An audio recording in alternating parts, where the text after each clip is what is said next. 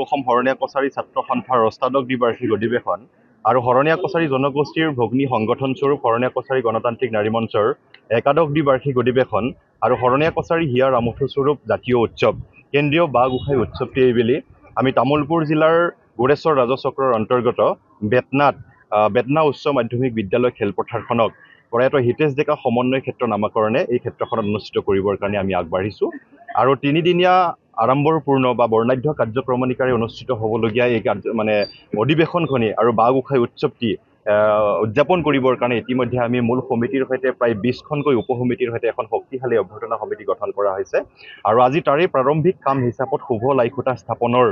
দিন ধাৰ্য কৰা হৈছিলে ইতিমধ্যে আমাৰ ৰভাৰ মূল লাইখুঁটা স্থাপন কৰা হ'ল আৰু হৰণীয়া কছাৰী জনগোষ্ঠীৰ উপাস্যস্থলী গোঁসাই ঘৰৰ মূল খুঁটাও আজি প্ৰতিষ্ঠা কৰা হ'ল আৰু এই কাৰ্যসূচী দুটা ৰূপায়ণ কৰিছে হৰণীয়া কছাৰী উন্নয়ন পৰিষদ অসমৰ সন্মানীয় অধ্যক্ষ কিশোৰ কুমাৰ দাস ডাঙৰীয়াই মূল লাইখুঁটা স্থাপন কৰে আৰু গোঁসাই ঘৰৰ খুঁটা স্থাপন কৰে হৰণীয়া কছাৰী সাহিত্য সভা অসমৰ সন্মানীয় সভাপতি লোকশ্ৰী সোণবৰ বৰুৱা ডাঙৰীয়াই আপোনালোকে সকলো জ্ঞাত যে হৰণীয়া কছাৰী জনগোষ্ঠী অসমৰ অন্যতম কছাৰীমূলী আদিম এটা জনজাতি জনগোষ্ঠী এই জনগোষ্ঠীটোৰ যথেষ্ট চহকী কলা সংস্কৃতি আচাৰ ব্যৱহাৰ পৰম্পৰা জাতীয় উৎসৱেৰে সমৃদ্ধশালী এটা জনগোষ্ঠী আৰু এই জনগোষ্ঠীটোৰ জাতীয় উৎসৱ হিচাপে অসমৰ মানৱ সমাজত সমাদৰ লাভ কৰিবৰ কাৰণে সক্ষম হোৱা সমন্বয় সদ্ভাৱ আৰু সম্প্ৰীতিৰ উৎসৱলৈকে পৰিৱৰ্তিত হোৱা হৰণীয়া কছাৰী কেন্দ্ৰীয় বাঁহ গোঁসাই উৎসৱত প্ৰত্যেক বছৰে 30,000তকৈও অধিক মানুহৰ সমাগম ঘটে গতিকে এইবুলি আমি আশা ৰাখিছোঁ যে হৰণীয়া কছাৰী জনগোষ্ঠীৰ জাতীয় সংগঠন সদৌ অসম হৰণীয়া কছাৰী ছাত্ৰ সন্থাৰ অষ্টাদশ দ্বিবাৰ্ষিক অধিৱেশন হৰণীয়া কছাৰী গণতান্ত্ৰিক নাৰী মঞ্চৰ একাদশ দ্বিবাৰ্ষিক অধিৱেশন আৰু হিয়া ৰামুঠু স্বৰূপ বাঁহ গোঁসাই উৎসৱত এই 30,000তকৈও অধিক মানুহৰ সমাগম হ'ব বুলি আমি অনুভৱ কৰিছোঁ আৰু ইতিমধ্যে আমি এই অনুষ্ঠানৰ মুকলি সভাত মুখ্য অতিথি হিচাপে অসমৰ মাননীয় কৰ্মঠ মুখ্যমন্ত্ৰী জনপ্ৰিয় মুখ্যমন্ত্ৰী ডক্টৰ হিমন্ত বিশ্ব শৰ্মা ডাঙৰীয়াক মুখ্য অতিথি হিচাপে নিমন্ত্ৰণ জনাইছোঁ বিটিআৰ প্ৰধান মাননীয় প্ৰমোদ বড়ো ডাঙৰীয়া ইয়াত উপস্থিত থাকিব অসম চৰকাৰৰ কেইবাগৰাকীও কেবিনেট মন্ত্ৰী ইয়াত উপস্থিত থাকিব আৰু কেন্দ্ৰীয় চৰকাৰৰো আমি মন্ত্ৰী তথা বিভিন্ন বিভাগৰ বিষয়ববীয়াক আমি এই উৎসৱত অংশগ্ৰহণ কৰিবৰ কাৰণে নিমন্ত্ৰণ জনাম সাহিত্য সংস্কৃতি ৰাজনৈতিক আদিৰ ক্ষেত্ৰৰ যথেষ্ট পৰুধা ব্যক্তিসকল আমাৰ এই অধিৱেশনত বাঁহ গোঁসাই উৎসৱত অংশগ্ৰহণ কৰিব আৰু এই অঞ্চলটোৰ সামগ্ৰিক উন্নয়নৰ স্বাৰ্থত বা জনগোষ্ঠীটোৰ সামগ্ৰিক সমস্যাসমূহ সমাধানৰ স্বাৰ্থত এই অধিৱেশনখনে বা এই জাতীয় উৎসৱটি এটা মাত্ৰা প্ৰদান কৰিব বুলি আমি অনুভৱ কৰিছোঁ গতিকে আপোনালোক সকলোৰে সহযোগিতা আমি নিশ্চিতভাৱে কামনা কৰিছোঁ এই গোৰেশ্বৰ অঞ্চলৰ বেতনা অঞ্চলৰ সৰ্বতো ৰাইজে জাতি বৰ্ণ ভাষা নিৰ্বিশেষে সকলো ৰাইজে ইয়াত স্বতঃস্ফূৰ্তভাৱে অংশগ্ৰহণ কৰিছে অভ্যৰ্থনা সমিতিত সকলো জাতি জনগোষ্ঠীৰ মানুহ অন্তৰ্ভুক্ত হৈ আছে গতিকে এই বেতনা অঞ্চলটো গোৰেশ্বৰ অঞ্চলটো বড়ো ৰাভা হৰণীয়া কোচ ৰাজবংশী বেংগলী বিভিন্ন জাতি জনগোষ্ঠীৰ ধৰ্মাৱলম্বী মানুহে বসবাস কৰে গতিকে ইয়াত এটা সমন্বয় সদ্ভাৱ আৰু সম্প্ৰীতিৰ এটা অঞ্চল হিচাপেও পৰিগণিত হৈ আহিছে গতিকে মই ভাবোঁ এই অঞ্চলটোৰ সামগ্ৰিক উন্নয়নৰ লগতে জনগোষ্ঠীটোৰ সমস্যাসমূহ সমাধানৰ কৰাৰ ক্ষেত্ৰত এটা উৎকৃষ্ট অধিৱেশন বা উৎসৱলৈকে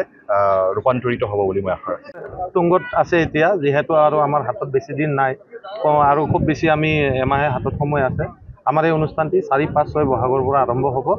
ইয়াতে অসমৰ বিভিন্ন চুককোণৰ পৰা আমাৰ যিবিলাক জাতি জনগোষ্ঠীৰ বিভিন্ন লোক আহিব এই অনুষ্ঠানটি আমাৰ উপভোগ কৰিবৰ কাৰণে আমি উদযাপন সমিতিৰ পৰা যথাযথ আমি যি পাৰোঁ চেষ্টা কৰিছোঁ তেখেতলোকৰ আমি সেৱা শুশ্ৰূষা কৰাৰ কাৰণে ইয়াৰ বাবে আমি মূল সমিতিৰ লগতে 20টাকৈ উপসমিতিও গঠন কৰিছোঁ যাতে অনুষ্ঠানটি সফলভাৱে সুচাৰুৰূপে পৰিচালিত হয় আজি আৰু আমাৰ লাইখুঁটা স্থাপন হৈ গ'ল এই লাইখুঁটা স্থাপনত আমি আমন্ত্ৰণ কৰিছিলোঁ আমাৰ হৰণীয়া উন্নয়ন পৰিষদৰ অধ্যক্ষ শ্ৰী কিশোৰ দাস দেৱক তেখেত আহি আমাৰ এই অনুষ্ঠানটি মাংগলিক কাৰ্যসূচী সমাপন কৰিলে আৰু আমাৰ আজি মন্দিৰৰ লাইখুঁটা স্থাপন হৈ গ'ল আমাৰ লোকশ্ৰী শ্ৰী সোণবৰ বৰুৱাদেৱে এই অনুষ্ঠানটি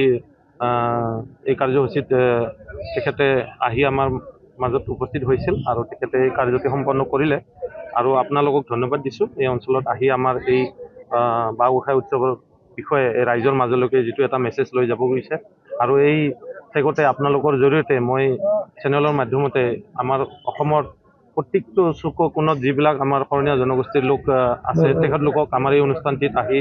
আমাক সহায়যোগ আৰু উদযাপন সমিতিক যাতে আমাক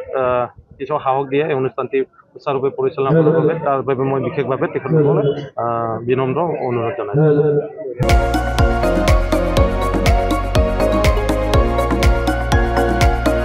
क'क्राझार सहरनि गथ'सा लाइमोनफोरनि थाखाय गोजोनथाव खौरां